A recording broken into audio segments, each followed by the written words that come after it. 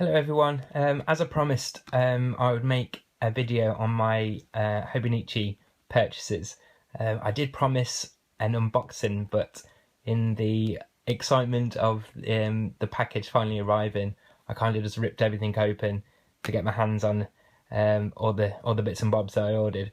But I will show you everything that I purchased. So sorry it's not an unboxing. There's plenty of them already on YouTube, but I'll show you the order that I made. As you can see, I went with the cousin, and so the Hobonichi cousin, which is an A5 size. You get A6 as an option as well in the original, or the what is now the English version called the Planner. But I went with the cousin because I take a lot of notes, so I might not use this as a daily art journal style, but it will be an attempt to amalgamate forward planning that the Hobonichi offers with bullet journaling, which is a system that I've been using for 2 or 3 years now. But I just want to highlight some of the things that stick out mostly for me, things that I'm most excited about as first impressions of a Hobonichi. The notebook itself is a lovely size. It's, as I said, it's A5. There's a substantial amount of pages in the book, which is nice. I love the fact that the quality of it is really very high. The front covers, or the outer cover itself, is a great cardstock, which is offering a lot of protection to it. First impressions, obviously, the first one that you get, I think happens with most people, is the quality of the paper.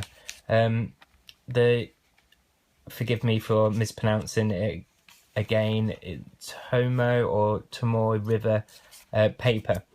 Remarkably thin paper, but as I've seen so far, people have thrown watercolour at it in their art journals, and even avid fountain pen users have remarked at how well it can hold such wet, inky based products on it with very little bleed through and shadowing. So yeah, the quality of the paper is a big one that you notice straight away. The other part that you notice straight away is the amount of different layouts that the Hobonichi offers. I love the fact that you've got the year overview and reference for the year just gone by and the year that's coming up. I think that's going to be a great tool and reference for me. In my bullet journal, one of the things that I suffered to get a hold of was future planning and actually having a structure. Bullet journaling came to be more of a note-taking system for me, where I took a lot of notes and was able to reference or highlight tasks and other items in it with the coding system. So great system, but I suffered with the structure. So the layouts that are here, so this one is the year overview. Unfortunately, it's not a year at a glance, so I'd like to if the whole 12 months was across 2 pages, so they were, I'd be happier with narrow columns. But I've seen some really great examples of how this space is used, from tracking different habits and people creating like line and bar graphs across the pages. I'm thinking I might try that. The other suggestion that was made by Megan on the Google Plus community, Hobonichi community, was if I'm going to use bullet journaling, a big part of bullet journaling is the index, and I might use this as the index for the daily pages and where I will be keeping my notes. So I found that a really interesting suggestion. The next spreads that you get are the monthly calendar spreads. I love the grid paper throughout this book, and I especially enjoy it in this grid. I think it will help me keep some structure and keep it nice and tidy. It's going to be a new experience for me using a planner like this, so it's going to be a learning curve. And I need to figure out exactly what I'm going to be putting in the monthly overview compared to the other spreads. But I love the layout. I love how you've got this space here for tasks. There's some check marks already placed in here, but obviously the grid allows you to carry on adding. So, you know, monthly tasks and errands that you might need to run, and space down here for general notes and comments that you might want to make. One thing that I noticed was how it starts in December of 2015, so it gives you a month run up to the new year, which is nice. But there's a month spread going all the way through until March of 2017. So there's December 2015, all of 2016, and the first 3 months of 2017. So it's a really flexible and versatile planner. It gives you plenty of space to carry on forward planning into the future, which, you know, will help with that transition between one notebook to the next notebook that you might have in the coming year. I just can't wait to start using it, really. So the next spread is, again, I really enjoy all the layouts, but this weekly layout, I love the vertical timeline that it gives you. If time management is something that I really need to get a grasp of, these layouts are going to be absolutely brilliant. I love this, that it allows some really quite detailed time blocking, so I can put all my calendar time in and then make best use of any free time that I've got by actually blocking out that time to achieve tasks and other projects that I want to do. Again, this space for you can note down for general tasks or errands, things that you need to do. Again, plenty of space at the bottom to annotate. And I love the fact that you've got the little calendar that highlights the week that you're in and referring to. As you'd imagine with a weekly spread, there is a spread for every week from December of 2015 all the way through 2016 and ending in March of 2017. Nope, I'm wrong, sorry. In December, the weekly spreads go to. As you would imagine with weekly spreads, there's a spread for each week going from December 2015 all the way up till the end of December of 2016. And then it moves on to the daily spreads. The daily spreads are a confusing bit for me at the minute. I'm not sure exactly how they work out for me. I do enjoy that you can drill down even further and block out your time for each day, have the space for your essential tasks that you want to complete in that day, and plenty of space.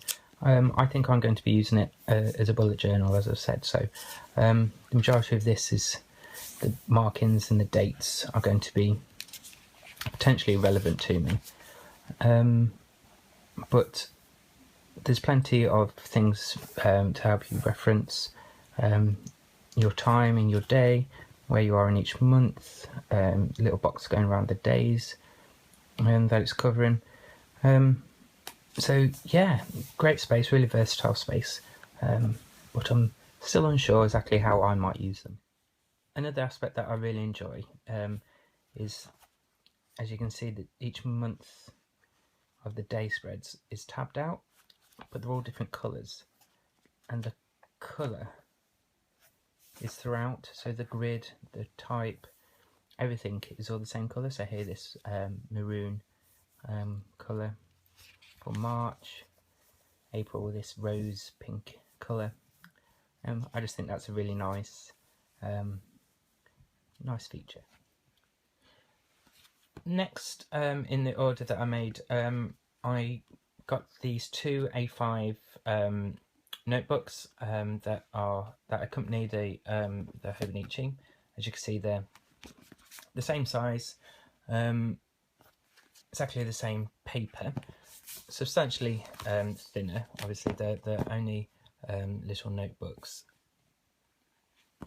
I think they're really convenient if I'm going to go into meetings, or I have a particular topic or project that I want to work on that, you know, I really need some additional space that I might not have in the Hobonichi. That's how I see them working for me. Exactly the same quality paper, as I said. There are around 40 pages, I believe, per book. Cheap as chips, to be honest, for the quality that they are. And I think they go really well with the Hobonichi.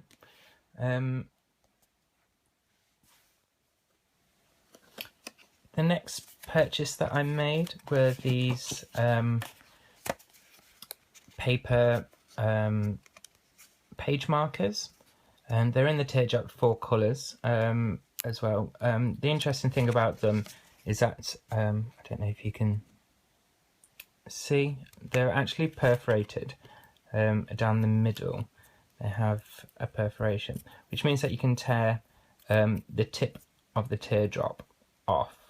And as the illustration here is demonstrating, you can use the rounded top bit maybe to as a page marker, and the point you could use to highlight or draw attention to particular information or details on your spread.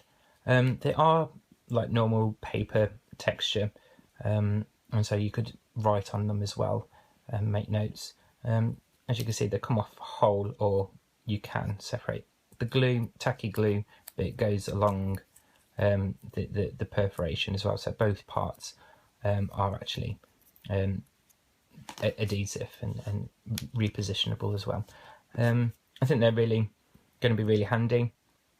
I enjoy the bright primer colours, and like I said, the fact that you can write on them is going to be really handy. My next item are some more stickers. These are the they're like the, is it Deco or Deco stickers? They're a thin like plastic sort of sticker, and they're slightly transparent. They're you can see through them. I think they're going to be. I think that's a quite nice touch. Try and see if you can see through here. So I think it would be great to be able to highlight information, or I've got two going on here. This one-handed business is a skill, YouTubers. I don't know how you manage it. Probably don't, do you? Oh, anyway, saving faffing. The rings I've seen being used in the calendar spread to highlight a particular day in the calendar, and I've seen the dot ones being used to draw attention to information, or being used as a bullet point and stuff like that. You can write on them as well. They are repositionable, but I really enjoy that they're transparent as well, so you can still see information or writing on the actual page underneath, and they don't obstruct that. Again, primary colours, I think they're really bright and fun. Next are these ingenious little things. Again, this one-handed malarkey is challenging. These are transparent and repositional like page sheets stickers. The examples that on the website, the way that they are being used, people are writing on them and able to reposition it about on the page. Again, would save if you've got information already written in your Hobonichi or any other notebook. You can write these on and it wouldn't ruin anything underneath. I have seen people use it as like a schedule if they've got repeating tasks or events that happen each week. They would put their stickers on here and annotate them and move it around, so from week to week or from month to month. I think that's going to be a really fun idea to explore. So last but not least is a cover I think it's now standard thinking to buy a Hobonichi, buy a cover. You want to keep the book as protected cover. There's a bit of a story behind the cover and why I chose this one. It's the grey and yellow cover. It's a zip closure. It holds, well, it demonstrates that this pocket here can hold an iPad, which is true, it does. And the iPad is the same size as the Moleskine Extra Large that I've got used to bullet journaling in. So, being a fool, I didn't actually check the dimensions clearly, but made the assumption that if my iPad would fit in the case, then maybe my Moleskine would fit in this case too. Unfortunately, that isn't the case. Nevertheless, still a great cover. The material it's made from, well, this outer part, is like what you see water, like diving suits, like wetsuits made out of, which I think gives you some confidence. It will help protect the content of the cover from the elements. So here in England, rain is a frequent part of our week, especially during these autumn months. So if I was to have it out and it was to get splashed or in the rain, or if you're as clumsy as me, if I have one of my coffee incidents, I'll be confident that it's given some protection to my Hobonichi and the stuff that I might be storing inside. So on the inside, I'm used to Filofax Flex covers, and one thing that I've always enjoyed about them is the different combinations that you can store your stuff in there, your notebooks in there, because of the amount of pockets. So there's another thing that really excited me about these covers, and especially this one, is the amount of pockets that it's got. So over here on the left hand side, it's got a full height sort of pocket, and it goes in some way, and then on the inner left hand side, same full height, and this one goes deeper, goes all the way to the edge. We'll talk about these bad boys in a minute. And then it's repeated on the right hand side. You've got the full length one, goes all the way back, and the same full height, but shorter. There's this mesh pocket. It's got a flap here, helps you store things in there. I think naturally you'd think about maybe putting stationery in there, like pens and other bits that you might carry around. I have noticed though that putting pens in there, I find it frustrating if I wanted to write, because it creates an uneven texture, a surface to write on, and I'm not going to be putting pens in there. I think it's fine for storing flat things in there. So these stickers would be absolutely fine in there because they're nice and flat. But a word of warning: the pens, other stationery items you might put in there, it's not going to be the nicest surface, in my opinion, to write on. You've got the pen loop here. It seems smaller than pen loops that I've seen on other covers. You can obviously fit a couple in if you was just to peg them on, but actually to go through the loop, it's like a one pen holder really, or maybe a skinny friction pen, maybe. I'll show you the setup, the way I'm storing everything in here in a second. And the back cover is just solid. So to give you an idea of how I might set up the inside, I'm storing the notebooks here on the left hand side pocket, and I know probably most people will house their Hobonichi going through each of these inner pockets, so each cover going in. I found though that they got in the way of the pen loop. They don't kind of sit nicely together over here. So I am putting it over here on the left hand side, so the front cover through there, so it still opens up nicely. You can still see everything. It's still a nice surface to write on. A little bit bumpy over here. I might have to get one of them writing mats that you can get from the store just to keep a flat surface. So yeah, I'm keeping the notebooks in here, the Hobonichi front cover through, so it folds over on the left hand side. In here I've got those 2 packs of page flags and dot stickers that I showed you. I'm a big fan and use a lot of post-it notes during my note taking and whatnot. So these full cover post-it notes, I'm keeping the whole sets, all the colours that come in the pack there. I think they're the nice size, they'll work nicely with the grid on there. Page flags, standard issue, essential to me, and normal squared post-it note. Boop, boop, boop.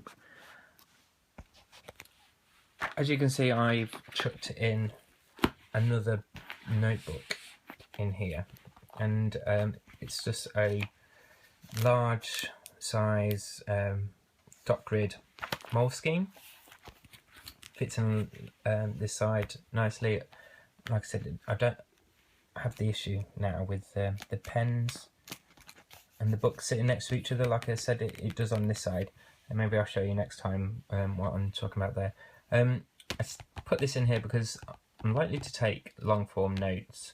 I go to various meetings and sometimes I'm not sure what the content's going to be, or how many notes I'm going to take. So I think it's useful to have something like this on hand for me. I can always transfer any tasks or notes or, you know, summaries that I need to make over into the Hobonichi.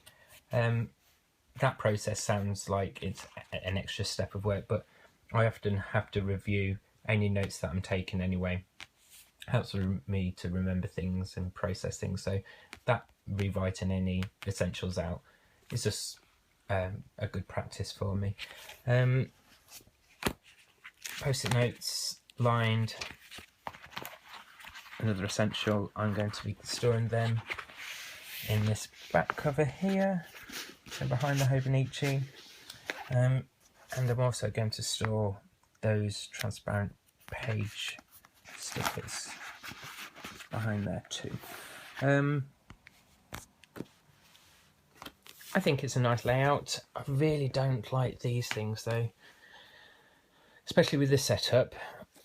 They're not got any use. They're going to be pointless for me, and they're just in the way. They just really bug me. I'd rather use something like those page flags to identify the month or the page that I'm working on or whatnot.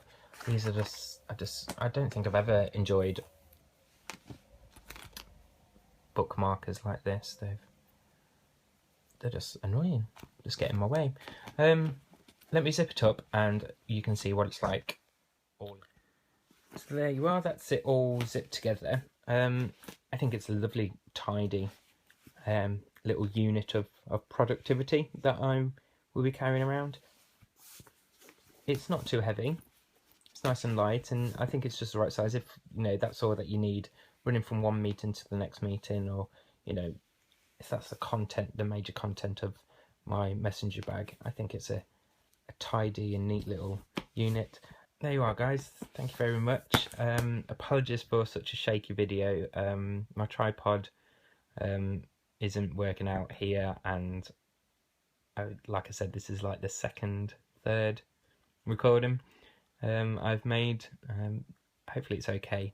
Hopefully you enjoy it. If you've got any suggestions of things that might complement this setup, or especially any thoughts on how I might better merge my bullet journaling with the Hobonichi layout, I'd be really interested.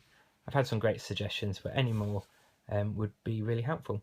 I'll give you an update on how I'm getting on with it when I actually get to start putting things in there. I look forward to seeing how everyone else starts using theirs. I've enjoyed your hauls and your setups. If you can make any recommendations of things that I might want to consider if I make a secondary purchase, which I think is undoubtedly going to happen sooner rather than later, let me know. I look forward to hearing from you all soon. Thank you. Bye.